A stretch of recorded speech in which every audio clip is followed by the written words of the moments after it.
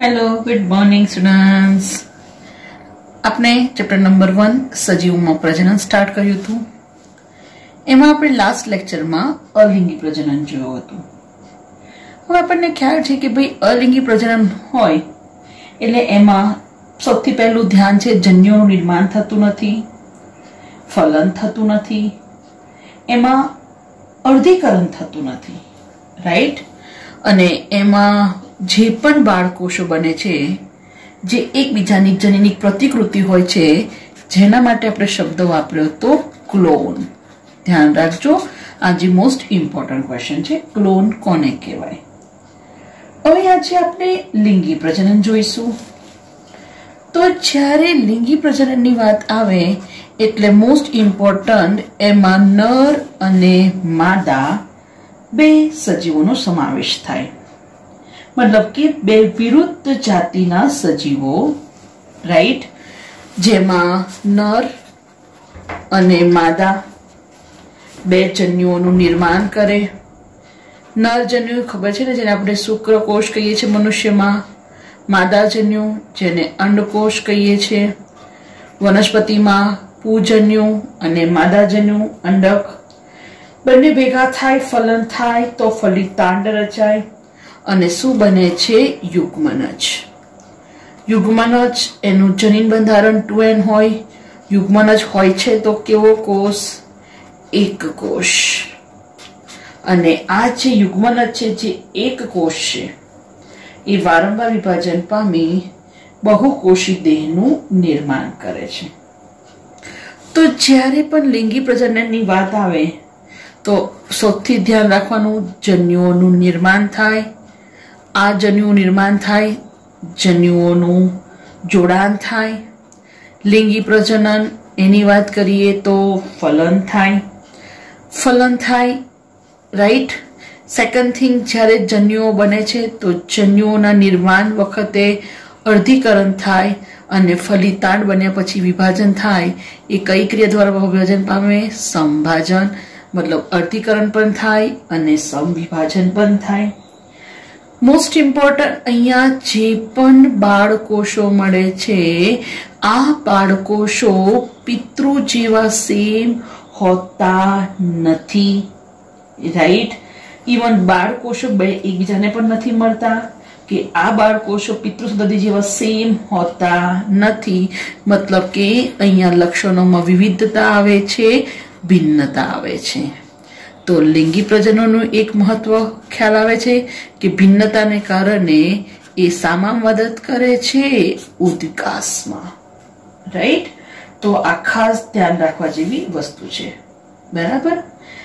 તો લિંગી પ્રજનનની વાત કરીએ છીએ તો એ પહેલા એક વસ્તુ ખાસ ધ્યાન રાખવાનું કે જ્યારે દરેક સજીવ લિંગી પ્રજનન કરે તે પહેલા મોસ્ટ ઇમ્પોર્ટન્ટ એમના જીવનમાં વૃદ્ધિ અને પરિપક્વતાના એક નિશ્ચિત તબક્કે પહોંચે છે। આ જે નિશ્ચિત તબક્કે પહોંચે છે આ સમયગાળાને કહેવાય મોસ્ટ ઇમ્પોર્ટન્ટ જુવેનાઇલ તબક્કો। શું એને કહેવાય? જુવેનાઇલ તબક્કો, રાઈટ। તો પરિપક્વતાનો જે તબક્કો છે એ જુવેનાઇલ તબક્કો, રાઈટ। એટલા માટે ક્યારેક તમે જો પેપરમાં વાંચ્યું હશે કે જુવેનાઇલ ઉંમર જે પહેલા 18 હતી એ હવે લગભગ 21 કરવામાં આવી છે। એટલે જુવેનાઇલ કોર્ટ, નાના બાળકો જ્યારે કોઈ ગુનો કરે તો એનો જુવેનાઇલ કોર્ટ એની અલગ જ ચાલે, રાઈટ, ઓકે। અને વનસ્પતિમાં એને વાનસ્પતિક તબક્કો પણ કહેવાય છે। દરેક સજીવમાં આ પરિપક્વતાનો જે તબક્કો છે એ અલગ અલગ હોય છે, ઠીક છે। તો જુવેનાઇલ તબક્કો ખાસ ધ્યાન રાખજો, બરાબર, ઓકે। હવે જ્યારે વાત કરીએ કે ભાઈ પુષ્પ નિર્માણ થાય તો વનસ્પતિઓ પુષ્પ સર્જન અલગ અલગ રીતે કરે છે, રાઈટ। આપણને ખબર છે કે ભાઈ અમુક ફ્રૂટ્સ કે વેજીટેબલ્સ અમુક સિઝનમાં જોવા મળે। હવે અત્યારે તો કન્ડિશન અલગ છે કે હવે તો સંકરણને કારણે દરેક વસ્તુ, જસ્ટ લાઈક પહેલા કેવું હતું કે ગાજર, મેથીની ભાજી તો શિયાળામાં જ જોવા મળે, હવે અત્યારે દરેક સિઝનમાં જોવા મળે છે. જ્યારે ઉનાળો બરાબર આવે ત્યારે જ કેરીઓ જોવા મળતી હતી, પણ અત્યારે તો કેરીઓ પણ બધી સિઝનમાં જોવા મળે છે, કારણ કે 12 માસી આંબા હોય છે, રાઈટ. તો એકચ્યુઅલી તમે શબ્દો સાંભળ્યા હશે કે ભાઈ અમુક વનસ્પતિ અમુક સિઝનમાં જ આવે, એટલે કે અમુક સિઝનમાં જ એમાં પુષ્પ સર્જન જોવા મળે. એના આધારે આમ જોવા જઈએ તો વનસ્પતિ અલગ અલગ પ્રકારની હોય છે. કેટલીક એક વર્ષાયુ, તો કેટલીક દ્વિવર્ષાયુ, તો કેટલીક કેવી હોય છે બહુ વર્ષાયુ, રાઈટ. એક વર્ષાયુ, દ્વિવર્ષાયુ, બહુવર્ષાયુ. એક વર્ષાયુ નામ પ્રમાણે એક વર્ષ, મતલબ કે એ વનસ્પતિ, મતલબ કે જ્યારે આપણે બીજને રોપીએ તો એ બીજ વૃદ્ધિ પામે, એનો નવો છોડ બને, એના પર પુષ્પો આવે અને એનું બીજમાં રૂપાંતર થાય, રાઈટ. એટલે એનું જે આ જીવનકાળ છે એ એક જ વર્ષમાં પૂરું થઈ જાય, ધેટ ઇઝ એક વર્ષાયુ, રાઈટ.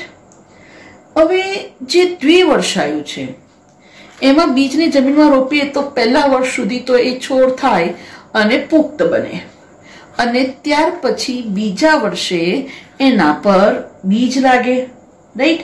એટલે એક વર્ષે વૃદ્ધિ પામે અને ત્યાર પછી એના પર પુષ્પ, ફળ લાગે, બીજ લાગે. તો એનું જીવનકાળ દેખ્યું તમે, કેટલા વર્ષ લાગ્યા? 2 વર્ષ. તો આને દ્વિવર્ષાયુ કહેવાય, બરાબર. અને કેટલીક એવી છે કે બહુ બધા વર્ષ જીવે, રાઈટ, અને વારંવાર એમાં જલ્દી પુષ્પો આવે, બીજ બને, બરાબર. તો એને કહેવાય બહુવર્ષાયુ. શું કહેવાય? બહુવર્ષાયુ. જેમ કે તમે જોયું છે કેટલીક વખત લીંબુની જાતો એક વર્ષાયુ હોય, એક જ વાર પુષ્પ આવે, અને કેટલીક વાર કેવું બહુવર્ષાયુ કે ભાઈ પહેલા જે પુષ્પ આવ્યા હોય એ પુષ્પ ફળ બને, એ ખરી જાય તો ફરી પુષ્પો આવે, રાઈટ. ઓકે, તો આ વાત થઈ બહુવર્ષાયુ, બરાબર. ઓકે, હવે જ્યારે એક વર્ષાયુની વાત કરીએ તો ઉદાહરણ ધ્યાન રાખજો, ઘઉં, ચોખા, રાઈટ. દ્વિવર્ષાયુ તો ગાજર, મૂળા, બરાબર. આ બધા એ સારા ઉદાહરણ છે દ્વિવર્ષાયુ, રાઈટ. અને બહુવર્ષાયુમાં ઘણી બધી ખબર છે ને, કેરી, સફરજન, નારંગી, પછી આપણું ફેવરિટ જાસૂદ, બરાબર. આ બધા એના ઉદાહરણ છે, ઠીક છે. કે જેમાં જાસૂદ તો તમે જોયું છે કે આખા વર્ષમાં લગભગ એના પુષ્પો જોવા મળતા જ હોય છે, બરાબર. ઓકે, તો આ વાત થઈ એક વર્ષાયુ, દ્વિવર્ષાયુ અને બહુવર્ષાયુ. તો એના આધારે આપણી બુકમાં બે મોસ્ટ ઇમ્પોર્ટન્ટ એક્ઝામ્પલ છે જે યાદ રાખવાનું છે. વાંસ, જેને બાંબુ કહેવાય, તો વાંસ આ જાતિની વનસ્પતિ પોતાના જીવનકાળ દરમિયાન એક જ વખત પુષ્પ ધારણ કરે છે. પોતાના જીવનકાળ દરમિયાન એક જ વખત પુષ્પ સર્જન કરે છે, રાઈટ. અને 50 વર્ષ બાદ મોટી સંખ્યામાં ફળ સર્જે અને પછી મૃત્યુ પામે. તો પૂછાય કે ભાઈ 50 થી 100 વર્ષોમાં એક જ વખત પુષ્પ ઉત્પન્ન કરે છે, કોણ? તો યાદ રાખજો, વાંસ, રાઈટ. બીજી અગત્યની મોસ્ટ ઇમ્પોર્ટન્ટ આ પણ પૂછાયેલો ક્વેશ્ચન છે નીટમાં, નીલકુરંજીત. નીલાકુરંજી પણ એને કહેવાય છે. નીલકુરંજીત એનું નામ છે સ્ટ્રોબિલેન્થસ કુન્થિયાના. સ્ટ્રોબિલેન્થસ કુન્થિયાના આ વનસ્પતિ દર 12 વર્ષે પુષ્પ ખીલે છે. કેટલા વર્ષે?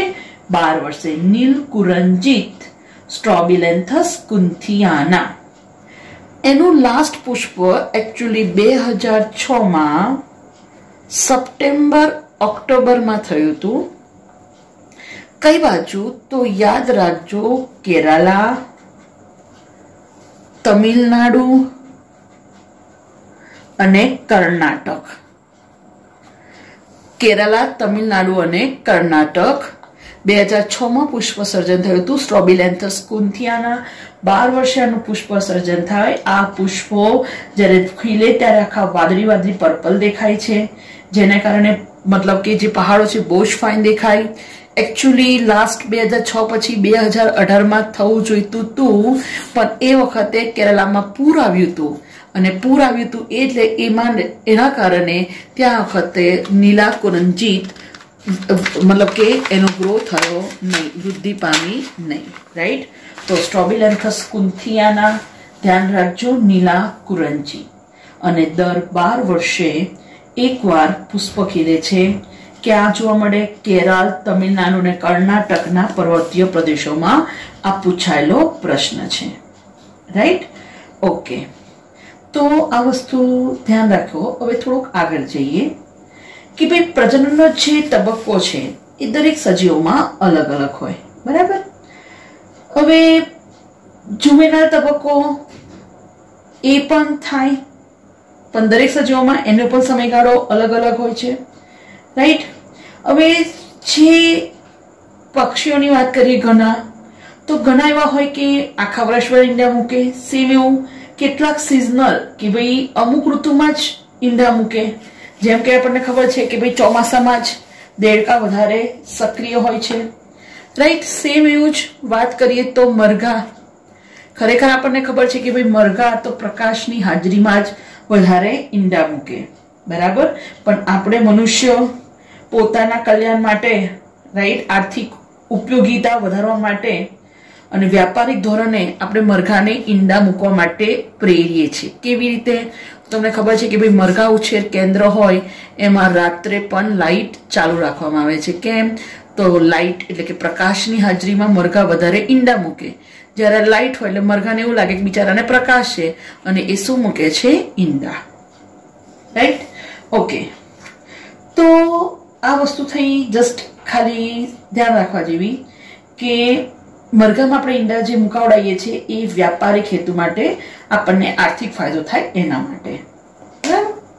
હવે જે જરાયુ ધરાવે છે, ખબર છે ને મનુષ્યમાં જરાયુ ધરાવે છે, એમાં જે માદા છે એ માદા સસ્તનો જ્યારે પ્રજનનિક તબક્કો હોય, બરાબર, એ દરમિયાન એમાં અંડપિંડમાં ફેરફાર જોવા મળે, બરાબર. અને સહાયક ગ્રંથિઓ અને અંતસ્રાવમાં પણ ચક્રીય ફેરફારો જોવા મળે છે, બરાબર. સહાયક ગ્રંથિ અને અંતસ્રાવી પ્રવૃત્તિ, રાઈટ, એમાં ચક્રીય ફેરફારો જોવા મળે છે. જેમ કે આપણે જોઈ ગયા છે કે ભાઈ મનુષ્યમાં માદા પ્રજનન તંત્રની વાત કરીએ તો અંડપિંડીય ચક્ર અને ગર્ભાશય ચક્ર ખબર છે ને, શરૂઆતમાં FSH નું પ્રમાણ વધારે હોય 1 થી 13 દિવસ, તો એ વખતે કોનું પ્રમાણ વધારે હોય? ઇસ્ટ્રોજન. 14મા દિવસે કોનું પ્રમાણ વધે? LH. અને LH વધે એટલે અંડપાત થયા પછી કોનું પ્રમાણ વધે? તો ખબર જ છે, પ્રોજેસ્ટેરોન. રાઈટ. તો જેવું અંડપિંડમાં ફેરફાર થાય છે એવું ગર્ભાશય ચક્રમાં ફેરફાર થાય છે અને એના કોના પર આધારિત છે? અંતસ્રાવમાં જે ફેરફાર થાય છે એના પર પણ આધારિત હોય છે. રાઈટ. તો મોસ્ટ ઇમ્પોર્ટન્ટ ધ્યાન રાખવા જેવી વસ્તુ કે આ જે ફેરફારો થાય છે એને 2 ભાગમાં વહેંચ્યું છે. ઋતુકીય ઋતુચક્ર, જેને સ્ટ્રેસ સાયકલ કહેવાય, બરાબર. અને બીજું જે તમને ધ્યાન છે માસિક ઋતુ ચક્ર, જેને મેન્સ્ટ્રુઅલ સાયકલ કહેવાય, બરાબર. ઋતુકીય ઋતુચક્રની વાત કરીએ તો ગાય, ઘેટા, ઉંદર, હરણ, કૂતરા, વાઘ વગેરે જે પ્રાઇમેટ નથી, આવા સસ્તનોમાં પ્રજનન દરમિયાન જોવા મળતા આ જે ચક્રીય ફેરફારો છે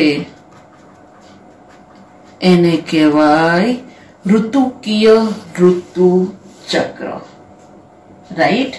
અને મોસ્ટ ઇમ્પોર્ટન્ટ જે આપણને ખબર જ છે, પ્રાઇમેટ્સ જેમ કે વાંદરા, એપ અને મનુષ્ય, એમાં પ્રજનન દરમિયાન જે પણ ચક્રીય ફેરફારો જોવા મળે છે એને આપણે કહીએ છીએ માસિક ઋતુચક્ર, મેન્સ્ટ્રુઅલ સાયકલ. ખબર જ છે ને, મનુષ્યની વાત કરીએ તો એવરી 28 ડેઝ, દર 28 દિવસે આ ચક્ર ચાલે છે, બરાબર. તો ક્વેશ્ચન પૂછાય છે રાઈટ રોંગમાં અને જોડકામાં ધ્યાન રાખજો. ઋતુકીય ઋતુચક્ર, બરાબર, પ્રાઇમેટ્સ નથી, એમાં જોવા મળે બિન પ્રાઇમેટ્સમાં, અને માસિક ઋતુચક્ર એ પ્રાઇમેટ્સમાં જોવા મળે છે, રાઈટ. હવે આના આધારે જ બીજી બે વ્યાખ્યાઓ આપણી બુકમાં છે કે ઋતુકીય સંવર્ધકો અને બીજા છે સતત સંવર્ધકો. ઋતુકીય સંવર્ધકો, રાઈટ, એને સિઝનલ બ્રીડર કહેવાય, ઋતુ એટલે સિઝન, અને સતત that is continuous breeders, right. ઋતુકીય સંવર્ધકો અને સતત સંવર્ધકો, બરાબર. તો એવું કહેવાય છે કે સસ્તનો કે ખાસ કરીને જેઓ કુદરતમાં જંગલી પરિસ્થિતિમાં જીવે છે, રાઈટ, જેઓ કુદરતમાં જંગલી પરિસ્થિતિમાં વસે છે, તેઓમાં આ જે પણ ચક્ર છે એ ચક્ર તેમના પ્રાજનિક તબક્કામાં મોસ્ટ ઇમ્પોર્ટન્ટ સાનુકૂલિત ઋતુ, સાનુકૂલિત એટલે ફેવરેબલ કન્ડિશન, બરાબર. તો સાનુકૂલિત ઋતુ દરમિયાન જોવા મળે છે, એટલા માટે એમને કહેવાય ઋતુકીય સંવર્ધકો, બરાબર. અહીંયા ઋતુની અસર આવી, સાનુકૂલિત ઋતુ એટલે ફેવરેબલ ઋતુ, બરાબર. તો એને કહેવાય ઋતુકીય સંવર્ધકો, બરાબર, મતલબ કે સિઝનલ બ્રીડર. જ્યારે બીજા બધા ઘણા સસ્તનો તેમના સમગ્ર પ્રાજનનિક તબક્કા દરમિયાન પ્રજનન માટે સક્રિય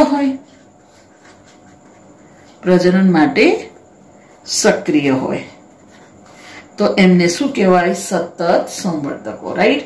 જે સાનુકૂળ ઋતુમાં જ પ્રજનન મીન માટે એના માટે સક્રિય હોય તો ઋતુકીય, બરાબર. અને જે હંમેશા સક્રિય હોય પ્રજનન માટે તો એને કહેવાય સતત સંવર્ધકો, રાઈટ. તો ધ્યાન રાખજો, ઋતુકીય ઋતુચક્ર શામાં જોવા મળે, માસિક ઋતુચક્ર શામાં જોવા મળે, ઋતુકીય સંવર્ધકો કોને કહેવાય, બરાબર. અથવા માત્ર પ્રજનનિક તબક્કામાં જ અથવા તો સાનુકૂળ ઋતુમાં જ આ સક્રિય જોવા મળે તો ઋતુકીય સંવર્ધકો, રાઈટ. અને સમગ્ર પ્રજનન તબક્કા દરમિયાન પ્રજનન માટે સક્રિય હોય, સિમ્પલી યાર પ્રજનન માટે ચોક્કસ ઋતુમાં સક્રિય હોય તો ઋતુકીય સંવર્ધકો, અને ક્યારેય પણ બધામાં મતલબ કે હંમેશા સક્રિય રહે, રાઈટ, તો એને કહેવાય સતત સંવર્ધકો, બરાબર. ઓકે.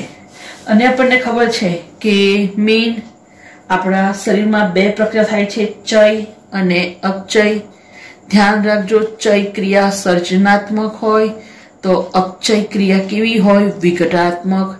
ચય ક્રિયાનું પ્રમાણ વધારે હોય તો શું થાય? વૃદ્ધિ. અને અપચય ક્રિયાનું પ્રમાણ વધારે હોય તો ઘસારો લાગુ પડે. તો ધ્યાન રાખવાનું કે જ્યારે અપચય ક્રિયાનું પ્રમાણ વધે ત્યારે શું આવે? વૃદ્ધત્વ, સેનેસન્સ કહેવાય. અને વૃદ્ધત્વ આવે એટલે ત્યાર પછી વ્યક્તિ કઈ તરફ દોરાય? મૃત્યુ તરફ, રાઈટ. તો ધ્યાન રાખજો, ક્યારેક પૂછાય કે ભાઈ અપચય ક્રિયાઓ અથવા તો વૃદ્ધિ કઈ ક્રિયાઓ વધુ હોય તો થાય? તો ચય ક્રિયા. અને ઘસારો કઈ ક્રિયા પ્રમાણ વધારે હોય? અપચય ક્રિયા વધારે હોય તો શું લાગુ પડે? ઘસારો, બરાબર. ઓકે.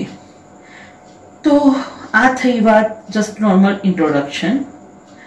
હવે ધ્યાન રાખવા જેવી વસ્તુ છે કે ભાઈ જે લિંગી પ્રજનન થાય છે, બરાબર.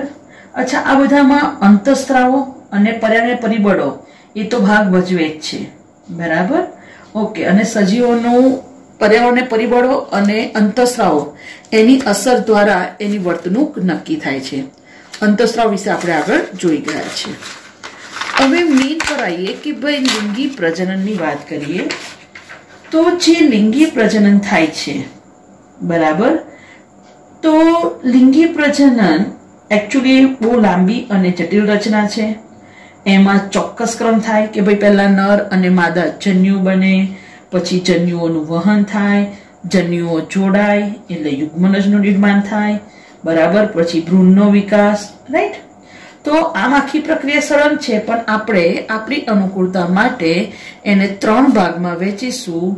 પૂર્વ ફલન, ફલન અને પશ્વ ફલન ઘટનાઓ. તો ધ્યાન રાખજો, લિંગી પ્રજનન એને આપણી અનુકૂળતા માટે 3 ભાગમાં વહેંચ્યું છે. પૂર્વ ફલન ઘટનાઓ, ફલન અને પશ્વ ફલન ઘટનાઓ. પહેલી વાત કરીએ પૂર્વ ફલન. તો પૂર્વ ફલનની વાત કરીએ તો પૂર્વ ફલનમાં મુખ્યત્વે 2 ઘટનાઓનો સમાવેશ થાય છે. જન્યુ જનન નામ પ્રમાણે અને બીજું જન્યુ વહન. જન્યુ જનન નામ પ્રમાણે જન્યુઓનું નિર્માણ થાય એ ઘટનાને કહેવાય જન્યુ જનન. તો બીજું છે જન્યુ વહન નામ પ્રમાણે જન્યુઓ વહન પામે છે એને કહેવાય જન્યુ વહન. બીજી પ્રક્રિયા ફલન, નર અને માદા ભેગા થાય, રાઈટ. તો ધેટ ઇઝ ફલન. જે પશ્વ ફલન ઘટનાઓ છે એમાં યુગ્મનજ નું નિર્માણ થાય છે. યુગ્મનજ નું નિર્માણ થાય, બરાબર. પછી એમાંથી ભ્રૂણ વિકસે, તો એમાં મોસ્ટ ઇમ્પોર્ટન્ટ બીજું સ્ટેપ ભ્રૂણ જનન. તો આપણે લિંગી પ્રજનનમાં આટલું વસ્તુ જોવાનું છે.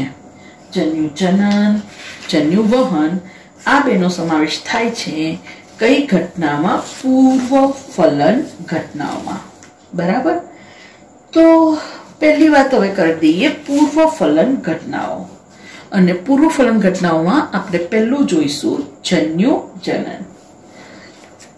તો મેં હમણાં જ કીધું કે જન્યુઓના નિર્માણ થવાની ક્રિયાને શું કહેવાય? જન્યુ જનન, ગેમેટોજીનેસિસ. જેમ કે આપણે જોઈ ગયા છે નર જન્યુ જનન, માદા જન્યુ જનન, બરાબર. ઓકે. એમાં આપણે જોઈ ગયા છીએ વનસ્પતિ અને પ્રાણી બંનેમાં કે જે દ્વિતીય પિતૃકોષ હોય એમાં કઈ ક્રિયા થાય? અર્ધીકરણ. આપણને એ પણ ખબર છે કે અર્ધીકરણની પ્રક્રિયા 2 સ્ટેપમાં વહેંચાય છે. અર્ધીકરણ 1 અને અર્ધીકરણ 2. અને અર્ધીકરણને અંતે 4 એકકીય જન્યુ મળે. કેટલા જન્યુ મળે? 4 એકકીય જન્યુ મળે, બરાબર. તો જન્યુઓ હંમેશા એકકીય હોય, ધેટ ઇઝ n હોય, રાઈટ. હવે ધ્યાન રાખવાનું છે કે કેટલીક લીલ, જેમ કે ઉદાહરણ આપ્યું છે ક્લેડોફોરા. તો જે ક્લેડોફોરા છે, ક્લેડોફોરાની વાત કરીએ તો ક્લેડોફોરા એમાં નર અને માદા જન્યુ, નર અને માદા જન્યુ દેખાવમાં એક સરખા છે, મતલબ કે એને અલગ તારવી શકાતા નથી. તો આવા જન્યુઓને કહેવાય સમજન્યુ. ઇંગ્લિશમાં કહેવાય આઇસોગેમેટ્સ. શું કહીશું એને? આઇસોગેમેટ્સ, રાઈટ. હવે કેટલાક સજીવોમાં એવું હોય કે બંને જન્યુઓ, મતલબ કે ખાસ કરીને જેમાં લિંગી પ્રજનન કરતા સજીવોમાં જન્યુઓ બાહ્યાકાર વિદ્યાની દ્રષ્ટિએ અલગ અલગ હોય. તો જ્યારે જન્યુઓ બાહ્યાકાર વિદ્યાની દ્રષ્ટિએ કેવા હોય, અલગ અલગ હોય, તો એને શું કહીશું? ધ્યાન રાખજો, વિષમજન્યુ. શું કહેવાય એને? વિષમજન્યુ. રાઈટ. સમજન્યુ તો આઇસોગેમેટ, તો વિષમજન્યુને કહેવાય એનઆઇસોગેમેટ્સ, અથવા એને કહેવાય હેટ્રોગેમેટ્સ. શું કહેવાય એને? હેટ્રોગેમેટ્સ. હવે જ્યારે વિષમજન્યુની વાત આવે તો ધ્યાન રાખજો, જેમ કે પહેલું ઉદાહરણ છે મનુષ્ય. તો મનુષ્ય એમાં આ તમે જોઈ શકો છો માદા અને નર. હવે આપણને ખબર છે કે માદા અંડકોષ એટલે માદા કેવા હોય? અચલિત, અને નર કેવા હોય? ચલિત. રાઈટ. સોરી, આ કોનું ઉદાહરણ છે? ફ્યુકસ. કોનું ઉદાહરણ છે? ફ્યુકસ. બરાબર. મનુષ્યમાં કેવું હોય? અંડકોષ તો બરાબર છે. રાઈટ. પણ શુક્રકોષ તો શું હોય ખબર છે આપણને? રોકેટ. બરાબર ને? શુક્રકોષ આવો પૂંછડી વાળો હોય. રાઈટ. તો આ અંડકોષ અને આ શુક્રકોષ. ધેટ ઇઝ આ માદા અને આ નર. રાઈટ. માદા કેવા હોય? હમણાં જ કીધું, અચલિત. તો નર કેવા હોય? ચલિત. ઠીક છે. તો ધ્યાન રાખજો, ક્લેડોફોરા સમજન્યુ. આ કોનું ઉદાહરણ છે? ફ્યુકસ. એમાં વિષમજન્યુ. અને આ શાનું ઉદાહરણ છે? મનુષ્ય. એમાં પણ વિષમજન્યુ. મનુષ્ય, ધેટ ઇઝ હોમો સેપિયન્સ. બરાબર. ઓકે. તો આ વસ્તુ ધ્યાન રાખવા જેવી છે. સમજન્યુ કોને કહેવાય? વિષમજન્યુ. ઓકે. હવે થોડુંક આગળ જોઈએ કે સજીવોમાં જાતીયતા. સજીવોમાં જાતીયતા આ તમને ખ્યાલ છે જ, પણ થોડું એકવાર રિવાઇઝ કરી દઈએ. બરાબર. ઓકે. તો ધ્યાન રાખજો કે જે વનસ્પતિમાં નર અને માદા આ બંને રચનાઓ એક જ વનસ્પતિ પર હોય. બરાબર. તો એને શું કહેવાય? દ્વિલિંગી. રાઈટ. અને જો બે ભિન્ન વનસ્પતિ પર હોય તો એને કહેવાય એકલિંગી. હવે એકલિંગીની વાત કરીએ તો જો પુકેસર હોય, જસ્ટ લાઈક, તો એને નર વનસ્પતિ કહેવાય, અને સ્ત્રી કેસર હોય તો માદા. પુકેસર હોય તો કેવી વનસ્પતિ? નર. અને સ્ત્રી કેસર હોય તો કેવી વનસ્પતિ કહેવાય? એને માદા. બરાબર. ઓકે. હવે જ્યારે દ્વિલિંગી શબ્દ વાપરીએ છીએ તો દ્વિલિંગી જે પરિસ્થિતિ છે એના માટે બીજો શબ્દ વાપર્યો છે સમસુકાયક અથવા એક સદની. રાઈટ. જ્યારે એકલિંગી વાપર્યું છે એના માટે બીજો શબ્દ વાપર્યો છે વિષમસુકાયક, અથવા એના માટે શબ્દ વાપર્યો છે દ્વિસદની. બરાબર. ઓકે. ખબર પડી જશે ને? એક જ સદની એટલે એક જ વનસ્પતિ પર નર અને માદા બંને હોય તો એક સદની, અને એક વનસ્પતિ પર નર હોય અને બીજી વનસ્પતિ પર માદા હોય તો બે અલગ અલગ છે તો દ્વિસદની. અને એમાં પણ પુષ્પો કેવા હોય? એકલિંગી. જો નર મતલબ કે પુકેસર હોય તો નર પુષ્પ, અને જેમાં સ્ત્રી કેસર હોય તો એને કહેવાય માદા પુષ્પ. બરાબર. તો પુકેસર હોય તો નર પુષ્પ અને સ્ત્રી કેસર હોય તો માદા પુષ્પ. બરાબર. ઓકે. અને ખ્યાલ આવી ગયો? એક સદની. એક જ વનસ્પતિ પર બંને પુષ્પો હોય તો એક સદની, અને બે અલગ અલગ હોય તો એને કહેવાય દ્વિસદની. બરાબર. ઓકે. ધ્યાન રાખજો. કાકડી અને નાળિયેરા. કાકડી અને નાળિયેર શાનું ઉદાહરણ છે? એક સદની. જ્યારે પપૈયું અને ખજૂર શાનું ઉદાહરણ છે? દ્વિસદની. બરાબર. તો આ વસ્તુ ધ્યાન રાખજો. બરાબર. હવે આ ખ્યાલ આવી ગયો ને કે ભાઈ એકલિંગી કોને કહેવાય? તો ખબર છે ને, કાં તો ફક્ત નર અથવા ફક્ત માદા હોય તો એને એકલિંગી કહેવાય, અને દ્વિલિંગી એટલે એક જ વનસ્પતિમાં પુકેસર અને સ્ત્રી કેસર બંને હોય તો એને દ્વિલિંગી કહેવાય. બરાબર. દ્વિલિંગી માટે ઉભયલિંગી શબ્દ પણ વાપરી શકાય. બરાબર. ઓકે. તો દ્વિલિંગી પ્રાણીઓ બી આવું પૂછે તો દ્વિલિંગી પ્રાણીઓની વાત કરીએ તો દ્વિલિંગી પ્રાણી એમાં ઉદાહરણ યાદ છે ને? કરેક્ટ. અળસિયું. બરાબર. ઓકે. પછી આ ઉપરાંત જડો, વાદળી. રાઈટ. અળસિયું, જડો, વાદળી, ચપટા કૃમિ. આની વાત કરીએ તો બધા કેવા પ્રાણીઓ છે? દ્વિલિંગી. અને એકલિંગી પ્રાણી આપણે શીખી ગયા છે. કણ, the only and only most important, બધાનો ફેવરિટ, વંદો. બરાબર. તો આ વાત થઈ જન્યુ, જનન, જન્યુનું નિર્માણ.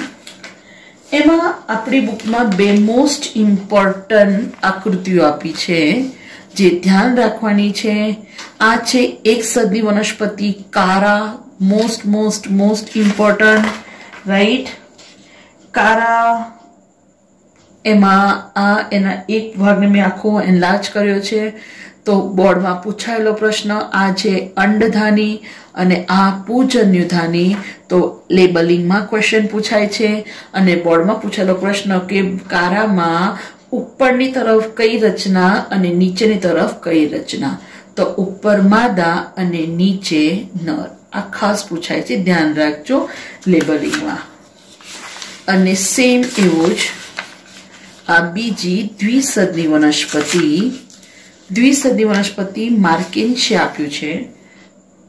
માર્કેન્શિયામાં આ તમે જે જુઓ છો એ માદા સુકાય અને આ જે છે એ નર સુકાય. હવે માદા સુકાય વાત આવે એટલે એના ઉપર શું વિકસે? સ્ત્રીજન્યુ ધાનીધર. તો નરમાં જોવા મળે પૂજન્યુ ધાનીધર. સ્ત્રીજન્યુ ધાનીધર એટલે યાદ રાખવાનું કે છત્રીના સળિયાની જેમ સ્ત્રીઓને ગરમી વધારે લાગે એટલે છત્રી લઈને ઉનાળામાં બહુ જ નીકળે તો છત્રીની જેમ સળિયા હોય એ સ્ત્રીજન્યુ ધાનીધર. બરાબર. તો આ છે પૂજન્યુ ધાનીધર. રાઈટ. આ ખાસ ધ્યાન રાખજો. આ બંને આકૃતિ પૂછાય છે અને બે વખત દોરી પણ દેજો. તો આ થઈ વાત જન્યુ જનન, જન્યુઓનું નિર્માણ. જન્યુઓનું નિર્માણ. રાઈટ. ઓકે. હવે હજુ જન્યુઓના પ્રકાર આપણે તો જોયા છે. રાઈટ. હજુ તો એનું નિર્માણ તો ધ્યાન રાખવાનું છે કે જ્યારે જન્યુઓની વાત કરીએ તો નર અને માદા જન્યુઓ હોય. જન્યુઓ હંમેશા એકકીય જ હોય. બરાબર. પણ જન્યુ જેમાંથી સર્જાય એ પિતૃ દ્વિકીય પણ હોઈ શકે અને એકકીય પણ હોઈ શકે. તો એકદમ વેરી કોમન વસ્તુ યાર કે જો પિતૃ દ્વિકીય હશે તો જન્યુ બનવા વખતે એમાં કઈ ઘટના થશે? અર્ધીકરણ. પણ જો પિતૃ એકકીય હશે તો એ સંભાજન દ્વારા જન્યુઓનું નિર્માણ કરે છે. બરાબર. એટલે ધ્યાન રાખજો કે જન્યુઓ તો એકકીય જ હોય, પણ જન્યુ જે પિતૃમાંથી સર્જાય એ પિતૃ વનસ્પતિ દ્વિકીય અથવા એકકીય હોઈ શકે. દ્વિકીય હોય તો અર્ધીકરણ દ્વારા જન્યુ બનાવશે, અને જો એકકીય હશે તો કઈ ક્રિયા દ્વારા જન્યુ બનાવશે? સમવિભાજન. કઈ ક્રિયા? સમવિભાજન. બરાબર. તો એક ક્વેશ્ચન પૂછાય છે કે ભાઈ શાનામાં જન્યુઓ એકકીય હોય અથવા પિતૃ કાનામાં એકકીય હોય? તો યાદ રાખજો, મોનેરા, ફૂગ, લીલ અને દ્વિઅંગી. આના ઘણા સજીવો એકકીય વનસ્પતિ દેહ ધરાવે, જ્યારે ત્રિઅંગી, અનાવૃત, આવૃત, મનુષ્ય, આ બધામાં પિતૃદેહ કેવો હોય? દ્વિકીય. રાઈટ. તો એકકીય પિતૃ સામા હોય અને દ્વિકીય સામા હોય, એ ધ્યાન રાખજો. બરાબર. ઓકે. હવે નેક્સ્ટ એક ટેબલ છે આપણી બુકમાં કે પિતૃ હોય તો એમાં કેટલા રંગસૂત્રો હોય, તો જન્યુમાં કેટલા રંગસૂત્રો હોય? તો અહીંયા માતૃકોષમાં રંગસૂત્રોની સંખ્યા, માતૃકોષમાં રંગસૂત્રોની સંખ્યા દ્વિકીય હોય, ધ્યાન રાખજો. તો જ્યારે જન્યુની વાત કરીએ તો જન્યુઓમાં રંગસૂત્રો કેવા હોય? એકકીય. આ ભૂલ ના પડે. બરાબર. કે પિતૃકોષમાં રંગસૂત્રોની સંખ્યા દ્વિકીય હોય તો બાળકોષોમાં એ સંખ્યા કેવી થાય? એકકીય. રાઈટ. આ પૂછવાય છે, ઉદાહરણ ધ્યાન રાખજો. તો સૌથી પહેલું તો આપણું જ લઈ લઈએ, મનુષ્ય. બરાબર. તો મનુષ્યની વાત કરીએ તો માતૃકોષમાં રંગસૂત્રોની સંખ્યા 46, તો બાળકોષોમાં એ સંખ્યા થઈ જાય 23. બરાબર. ધ્યાન રહેશે આટલું? બરાબર. ઓકે. ચલો હવે વાત કરીએ ચોખા. તો ચોખા એમાં માતૃકોષમાં કેટલા હોય? 24. તો જન્યુ કેટલા થઈ જાય? 12. બરાબર. ઘરમાખી, ઘરમાખીમાં માતૃકોષમાં 16 હોય છે, તો જન્યુઓમાં કેટલી થઈ જશે? ઘરમાખી 12, તો આ કેટલા થશે? 6. બરાબર. ઓકે. ઉંદરની વાત કરીએ, ઉંદર, તો ઉંદરમાં 42, તો જન્યુ કેટલા થશે? કરેક્ટ, 21. પછી વાત કરીએ કૂતરો. તો કૂતરામાં કેટલા હોય છે? માતૃકોષ 78. બરાબર. તો જન્યુ ખબર પડશે કેટલા હશે? રાઈટ. ચલો હવે હું તમને આ કરાવું છું, પેલું તમે કરી દેજો. કૂતરાની વાત કરીએ. ચલો પછી આવે છે બિલાડી. બિલાડી એમાં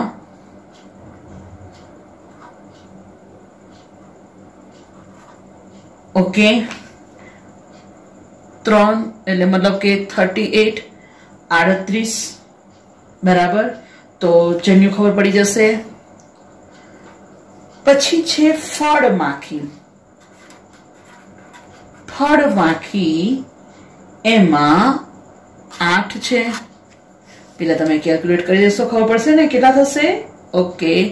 ધ્યાન રાખજો. ચલો ત્યાર પછી ફળમાખી પછી ત્રિઅંગી વનસ્પતિ ઓફિયોગ્લોસમ. ઓફિયોગ્લોસમ એમાં 1260, તો ખબર પડશે ને આ 630. બરાબર. ત્યાર પછી સફરજન સફરજનમાં 34 તો એના અડધા, રાઈટ. ચોખાના જોયા આપણે. મકાઈમાં માતૃકોષમાં 20, બાળકોષમાં આવડશે, બરાબર. બટાકાની વાત કરીએ તો માતૃકોષમાં 48, પતંગિયું તો એમાં 380 અને મોસ્ટ ઇમ્પોર્ટન્ટ ડુંગળી ઓનિયન જેમાં 16, બરાબર. તો આ વાત થઈ સાની. તો માતૃકોષમાં કેટલા જન્યુ મતલબ કે રંગસૂત્રો હોય તો જન્યુમાં કેટલા હોય, તો માતૃકોષ કરતા જન્યુમાં અડધા હોય, કારણ કે માતૃકોષમાં રંગસૂત્રોની સંખ્યા દ્વિકીય હોય, બરાબર. તો જન્યુમાં એની સંખ્યા એકકીય હોય. ખાસ કરીને ઘરમાખી, ફળમાખી, મકાઈ, સફરજન, ડુંગળી, ચોખા આ બધાના પૂછાય છે. જોડકા જોડોમાં પણ પૂછાય છે, બરાબર. તો ધ્યાન રાખજો આ વસ્તુ ખાસ અને યાદ કરી લેજો, બરાબર. કોઈ પણ સિક્વન્સ પછી હું તમને બનાવી આપીશ, પણ અત્યારે ખાલી એકવાર સમજજો. અને સમજવાનું મેઇન આ જ છે કે ભાઈ માતૃકોષમાં કેટલા રંગસૂત્રો હોય તો એના જન્યુઓમાં એ સંખ્યા અડધી થઈ જાય, બરાબર. ઓકે, ધ્યાન રહેશે ને આટલું, રાઈટ. ઓકે, ચલો. તો આ થયું જન્યુઓનું નિર્માણ, બરાબર. હવે વાત આવે છે આના પછી જન્યુ વહન, બરાબર. ઓકે, આવડશે ને? Okay, fine. ગમે તે રીતે પૂછાય, જન્યુનું બી પૂછાય અને માતૃકોષમાં પણ પૂછાય, રાઈટ. ફરી એકવાર ધ્યાન રાખજો. મનુષ્યમાં 46 તો જન્યુ એમાં કેટલા હોય? 23. ચોખામાં માતૃકોષ 24 તો 24ના અડધા 12 થશે. ઘરમાખી એમાં માતૃકોષમાં 12 તો જન્યુઓમાં કેટલા થશે? 6. ઉંદરમાં માતૃકોષમાં 42, રાઈટ. તો રાઈટ જન્યુમાં કેટલા? 21.